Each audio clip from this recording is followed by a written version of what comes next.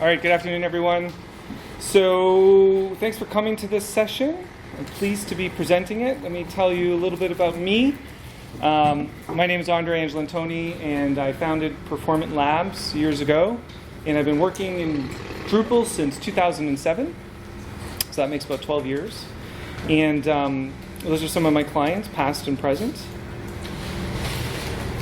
And so we're releasing a whole bunch of modules this year. Layout Builder Kit, Campaign Kit, Payment Stripe, and we're also kicking off the Drupal Quality Initiative. But this talk is only about Layout Builder Kit. All right, so this is what we're going to talk about today. I'm going to provide an instant introduction to Layout Builder. So we're going to take a look at some of the key modules in the ecosystem today. We're going to look at some patches to watch.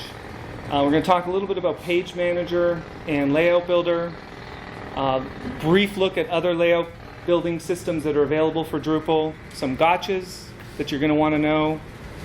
And a little bit under the hood. And then some Q&A. All right, so let's start with an instant introduction to Layout Builder. I'm just curious here, who's actually been able to install it and start playing with it already? Okay, only about half. All right, good. Okay, so a really easy way, if you've been working already in Drupal 7, a really easy way to think about Layout Builder is actually as just a souped-up panelizer. You can create rigid layouts that content editors can't change, or you can create layouts that are completely editable by your content editors, or somewhere in between, the hybrid approach. And Dries has a good video that shows the three of those. I'm not going to go into too much detail about that because that's kind of the basics, and I want to take a look at some of the other aspects of Layout Builder. So that's just a shot of the drag and drop interface of Layout Builder. And what I'm going to do is really quickly play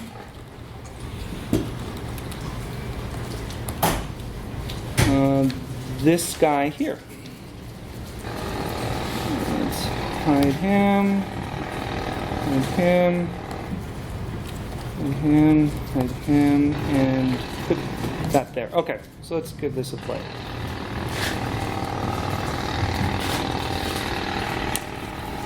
Okay, so Layout Builder's already been enabled on this site. This is just a straight 8.7 site. And the first thing that I want to do is go to the content type and enable Layout Builder. So I go to the display. I choose full content. I've already turned on that display mode. And I click that button at the bottom. And I click Save.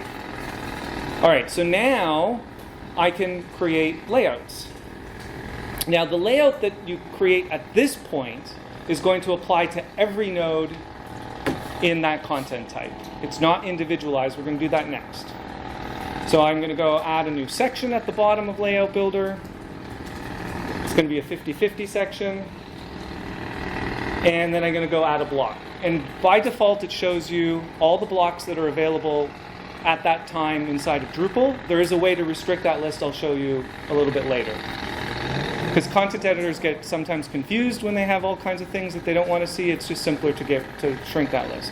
Okay, so that's how you edit the layout for all the content types. For me to see it, I can go create a basic page, the content type I'm working on.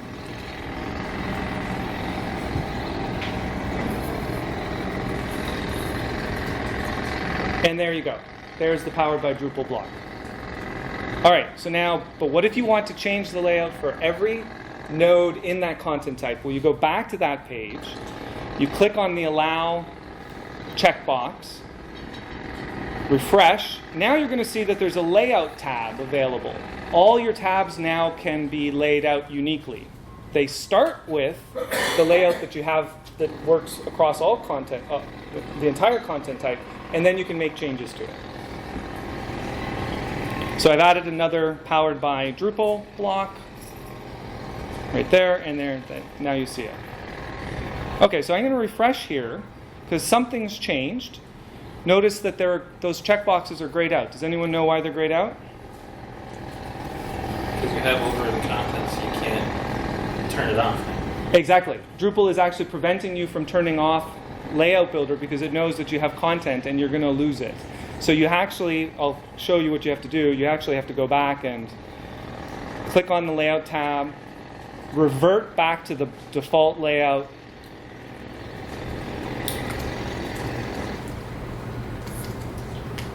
Refresh, and now you can turn them off.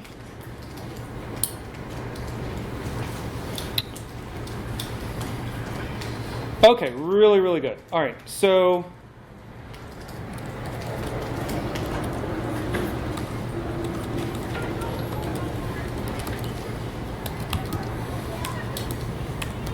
for the last 10 or so months, we have been converting this site to use Layout Builder. This entire page has been constructed in Layout Builder. Each one of these rows is actually a component. Now, I can't show you behind the scenes. I can only show you publicly available information. But each one of these sometimes has as many as 40 different fields that we configured to make that block, that component do what it needs to do. Okay? And some of our pages are quite big, over 40 components on a single page. So one of the things I'm going to be talking about in this is how to make sure that your pages are still fast. Because when you start to add lots of components, if you're not careful, it can slow down real quick. All right, so let's keep on going. Okay, so let's take a look at some of the key modules in the ecosystem today. There are undoubtedly going to be a whole lot more because this is the future of page layout in Drupal, I think. Just like Paragraphs has its ecosystem, what we're starting to see is an ecosystem emerge around Layout Builder. And you're going to find this first crop of modules pretty useful. Okay, so let's take a look. So the first one is Layout Builder Asymmetric Translation, Layout Library, Layout Builder Kit. I'm going to just go through this quickly because we're going to go through each one of them next. All right, so asymmetric translation. If you want to translate your Layout Builder pages, you need this module. The core team just simply couldn't get this logic into core in time for 8.7.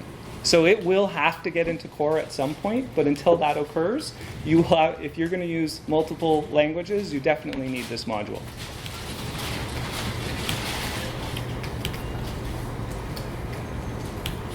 And I'll be posting the slides so that you don't have to remember the URLs. Okay, Layout Library. This is a way for you to create a library of layouts and then make them available to your content editors. Sometimes in certain builds, it's the development team who's going to do all the layouts, and sometimes you've got some people in the client that want to do it themselves. You can actually give them a library this way. Okay, so Layout Builder Kit is a module, I guess it's basically a module that I'm releasing, and it contains common components including rich text, image, icon text, video, and book navigation. So why do you need things like an image component? Because can't you just drop an image onto Layout Builder? Well, you can, but if you want to do some fancier things, then you're going to need a component. And so I had a project where I needed an overlay, which you can see there at the bottom of my image. So we're now releasing that component. If you want an image with an overlay, you can use it too. Icon component, for instance, places the icon on the left or on the right, and then there's a link either behind.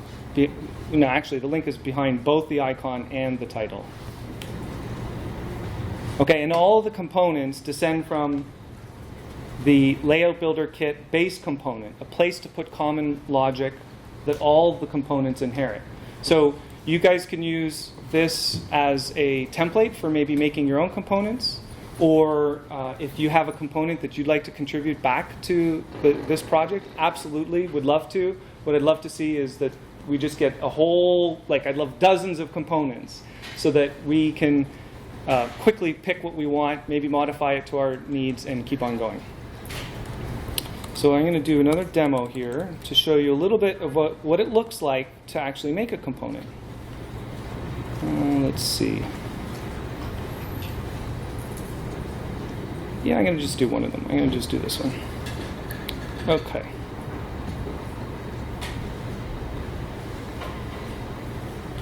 Okay, so I'm back on a layout, and I'm going to click a block, scrolling down, picking one of the components from the module, I'm adding a custom text tab first.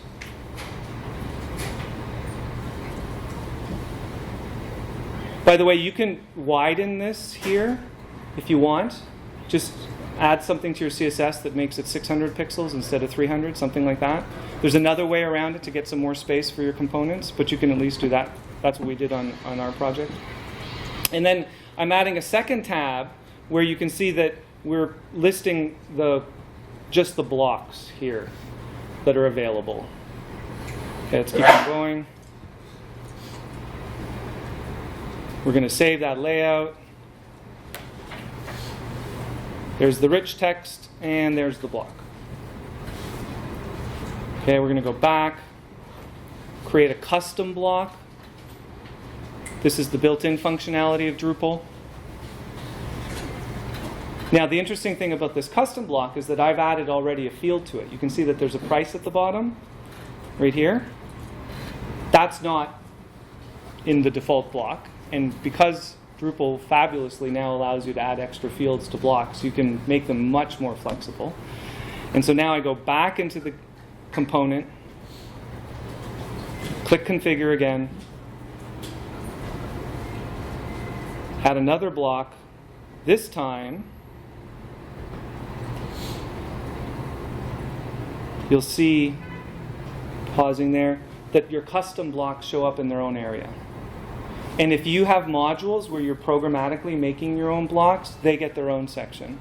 So the idea is that you can add a block inside of this tab from any source. We're on Alpha 2. That just got released yesterday, so please go ahead, try it, send back your comments. And that's about it for this tour. There you go. Okay, so there's an example of that. Let's keep on going on the main presentation.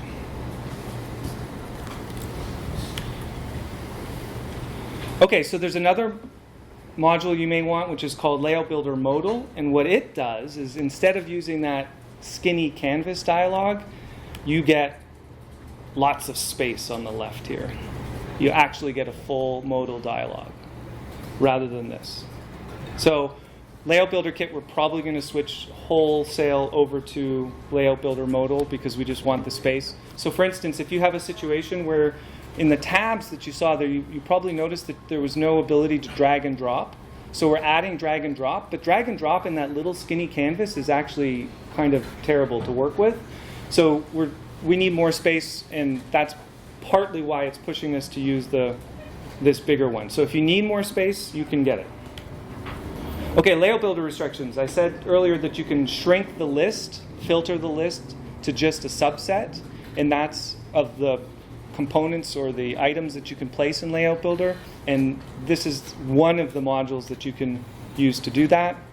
It works only for that list that you saw when you're selecting a component. But if you want to restrict the list of blocks throughout your site, because there are other places where people can pick blocks, then you can use the block blacklist. So this would then get shrunk to whatever you say. Okay, you could do Layout Builder styles. Yeah? I just wanted to mention too on Layout Builder restrictions, it also lets you limit the layouts available that you can pick as well. Oh, good. Yeah, very good. So then you say, on my event content type, I don't want them to be using the column, for example. You say you pick all the other layouts, and that's what they do. Yeah, that's great. I forgot about that. Thanks for mentioning that. Okay, now remember, for those of you who worked in panels, you could put styles on your components. Well, you can do the same thing with layouts, Layout Builder. So for instance, if you add a style, the canonical example is I want square corners instead of rounded corners. You can actually add that as a style, and it becomes available on your components. So you want to start to think that you don't necessarily have all of the features that you want in the component. Some of them might be outside of the component as a style if you think you might need it in multiple places. So you just get to be judicious about where you put your code. And it applies to sections too. Okay, you can do dynamic layouts, and this works with multiple systems in Drupal, like that.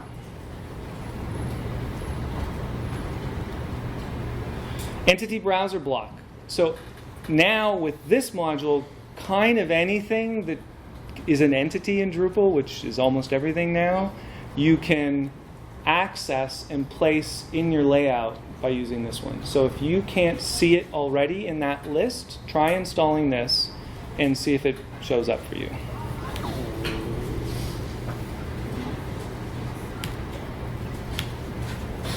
Okay, and then for those of you who remember mini panels, there's now mini layouts, so you can do layouts within layouts. Sometimes you get into tricky situations where, it doesn't make sense to make a higher level layout that's really complex. You just want to put a two-section layout within another one, and that's how you do it. Layouts within layouts. Spiritual success, it's supposed to be the spiritual successor.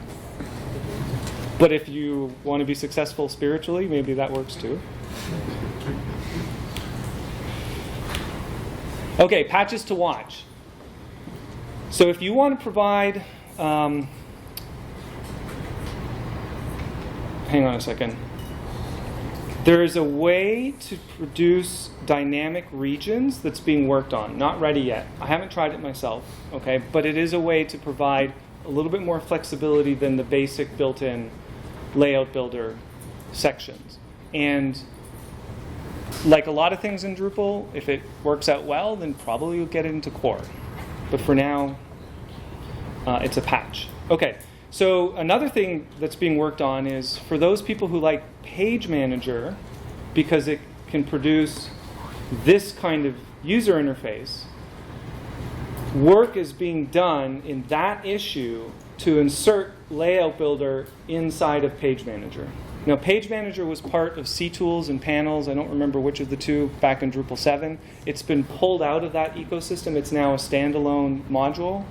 And once you install that standalone module, you get this user interface. Now, why do you want that user interface? Because you can do these things called variants. And the variants are going to display whatever is in this area, and you can have as many variants as you want.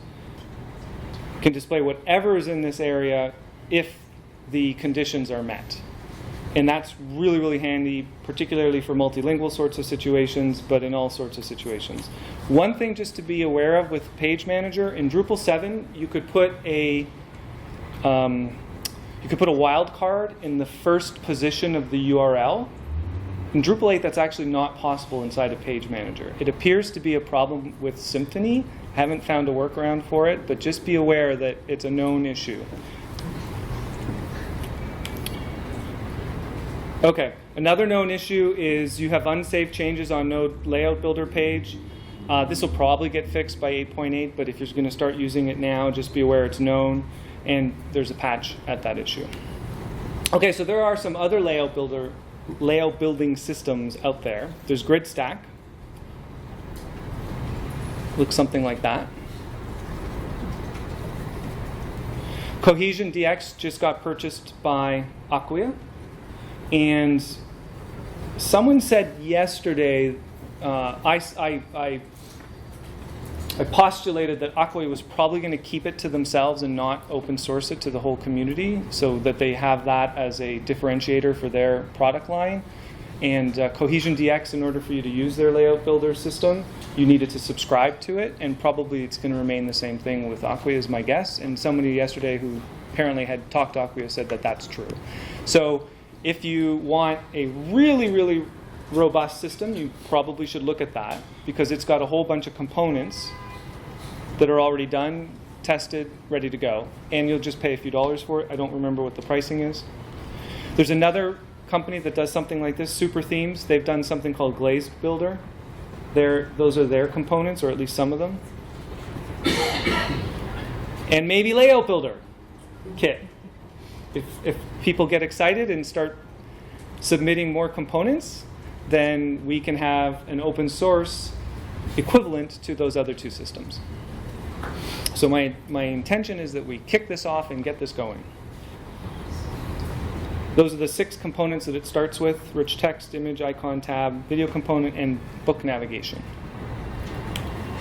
Okay, a couple gotchas. You won't be able to handle translation without Layout Builder Asymmetric Translation, so don't forget that. We've discovered that each save of a layout can, in certain circumstances, save multiple copies of revisions for each language. It's a lot there, okay? But the bottom line is that your node revision table will explode, and you need to create a cron job to keep that clean. That's what we had to do. All right, so under the hood. Let me see how I'm doing for time. Okay, good. Under the hood. So the anatomy of a component. This is actually an important topic, whether you're using components or whether you're a developer developing components for your websites. Very, very important, what we're about to talk about. AKA, where is everything stored? But first, why is this important? It's important because where the component is stored indirectly determines how much of the rest of the Drupal framework you get access to. You'll see that'll become clear as I explain this a little bit more. So for instance, you want to be able to compare two revisions of the same page. One way to store the information will maybe tell you, yeah, the two revisions are different. But that's not very helpful. Maybe you actually want to know how they're different. And so the other way might actually allow you to do that. So just be aware that depending on how things are stored, certain parts of Drupal will be available to you, and necessarily, because the two are incompatible, other parts will be foreclosed. So just be really clear on your decision-making process as you go through this. Okay, so let's start with where are the components located? Well, the second that you turn on that checkbox where you say allow each node to be different, Drupal then adds this field to your content type. And that's going to store the position of your component. It's actually stored inside of there in a serialized string. And there's a row in there for every section. So if you have 10 sections on a node, you are going to have 10 rows in there automatically. And if you add another node, another 10 rows. Okay? And it seems to be pretty smart if you save a revision to the node and you've only made one change to one of the sections, only that one gets revised. Okay? All right, let's keep on going. So the component configuration is the second piece. We talked about the location, where are they stored inside of it. But the second place can be stored the configuration, the actual values of your fields, like what is the text that's going to be displayed, or which is the block that you want me to display inside of this tab. That can be stored by default in the Layout Builder layout field that I just showed you. Or another option is you can use the field API. In other words, you can treat the component, which is another word for the word just block. If you ever hear people use block or component in Drupal 8, that's the same thing. You can treat the component / block as just another content type. Just like I added that extra field with the price, that block is an entity inside of Drupal. It's kind of like another content type. And each configuration item will get its own field. Now, the thing is, the way Drupal handles storing information by default is every field gets its own table. Now, let's say that you have 26 components like us, and you have on average 20 fields. You're going to have hundreds of tables. Double that because each one of them has a revision table. Now, all of a sudden, you are quickly over 1,000 tables. Now, did you want your database to grow to 1,000 tables right away? Maybe not, okay? Because now, all of a sudden, you've got lots of failure points, lots of opportunity for corruption, and so on. Plus, it could be slow. Yes, usually you can shrink down that number because you're going to share some fields among components. But the more you share the fields between the components, the more interdependencies that you're going to create. And you're not going to be able to easily take one component out of a website and then install it in another one. If you treat your components as highly isolated, then you've got some flexibility moving them around. If you share a lot of fields, you create this sort of rat's nest of interdependencies. Might be fine. Just be aware that you're doing that up front and that there's a cost to it. Now, the other place that you can put your actual information, like your field values, is in an entity. And so the entity API grew a lot throughout Drupal 7's lifespan, and then it took another step forward in Drupal 8. So the Entity API is really great now to work with. And the thing about the Entity API is you can mix it also with the Field API. So what does that mean? Well, what you're doing is, let's say that you have 20 configuration fields. With the Field API on its own, the top method that I was just mentioning, you're going to have 20 fields, you're going to have 20 tables. With the Entity API, you could put all 20 of those fields in a single table. So what does that do? Well, that's much faster because you're only doing one read operation to get all 20 fields instead of doing this 20-way join where you have to get the values from 20 different tables and put them together in memory and turn them into an object.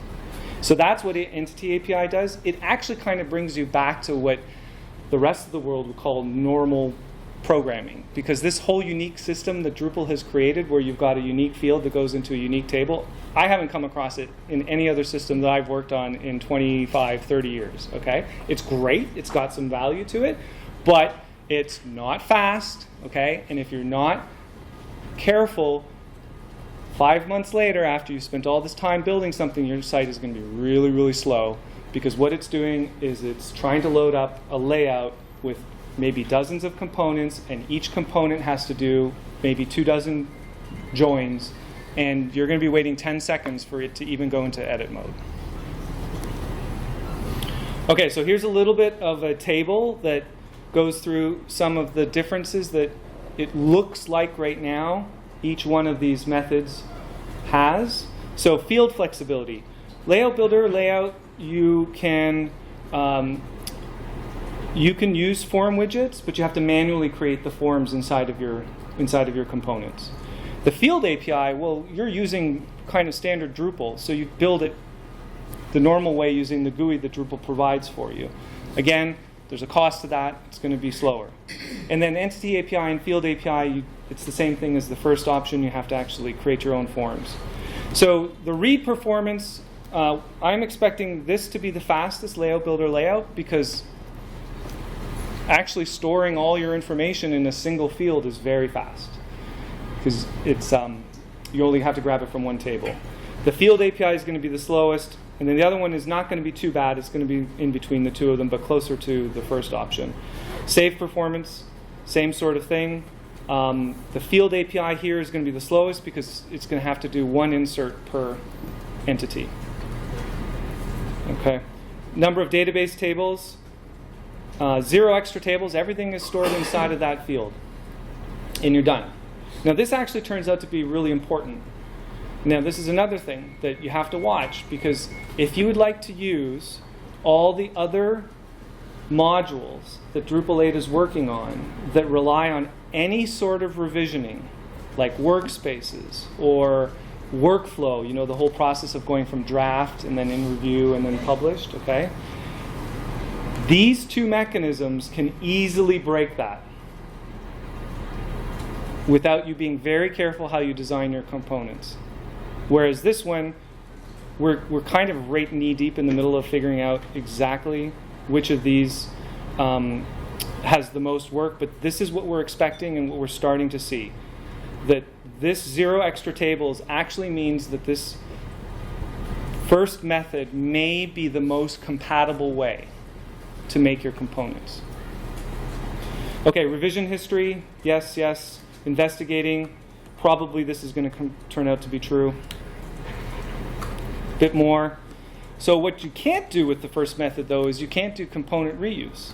See, with these other ones, you could add a little code and ask Drupal, show me all the components that I've already placed anywhere you find them. And then you start to relate to components using their UUID, their unique universal identifier. And so there's a potential with these two mechanisms that you get reusable components across different pages or even different languages within the same page. Why would that be useful? Well, if it's the same component and it repeats itself maybe 24 times, sometimes the content editors, it's nice for them to be able to change it once and then it changes everywhere. Something like maybe a header. In-place editing. We don't know yet about this. We're looking into it. Definitely you can do it here, and it's probably over here. Layout differences, because it's a serialized string, you're not going to be able to do a diff between the two versions of a component easily. You're probably going to have to roll up your sleeves and make a custom routine that does the difference assessment for you. Same thing over here. Okay, complex data structures. I'm not going to get into those. I'm just going to say the more complex your data structure that you need to store your configuration, the harder it's going to be with these two over here. It actually turns out that storing complex data structures in a serialized string makes things much easier. Okay, and then Search API integration at the bottom. This will not integrate with Search API out of the box. You're going to somebody's going to probably have to roll up their sleeves and figure out how to do that. But here, probably this one's going to work out of the box, and this one might need some coding. Okay, so somebody put together a layout builder gap analysis at that link, and what it basically is a big spreadsheet of what can it do versus what can it not do, and if it's something is being worked on, there's a link to a patch. It's actually quite useful. So if you're about to embark on a project, handy to take a look at that to get an overall view of what's still left to be done with Layout Builder. All right, so that's the main presentation. I'm open to Q&A. Anyone have any questions?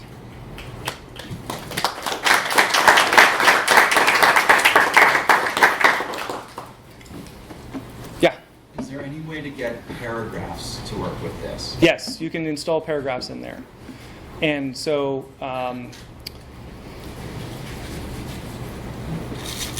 a lot of people like paragraphs, and a lot of people I hear say things like, when you have really complex layouts, paragraphs can get kind of hairy. So we have so possibly Layout Builder might provide us an avenue to simplify some things. So I would just say, if you're using paragraphs for layout, spend some time with Layout Builder first, see if it can do what you want before you automatically turn on paragraphs. Well, it's too late. We're invested in paragraphs. Oh, got it. Okay. But yeah. For layout, this might be a nice replacement. Exactly. Yeah. And then, of course, paragraphs has its own ecosystem. So I'm hoping people move all that stuff over, like those cool parallax paragraphs and things like that. We want all those too. Is that a paragraph exposed as a block and then put in?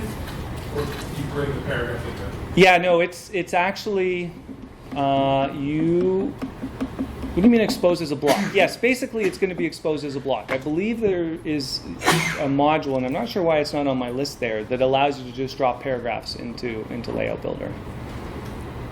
Yeah, I haven't tried it myself, but I've seen other people do it. Is that like separate paragraphs that you could put into each part of the layout? No, I think it's all going to be Just one chunk. one chunk. Yeah. Yeah.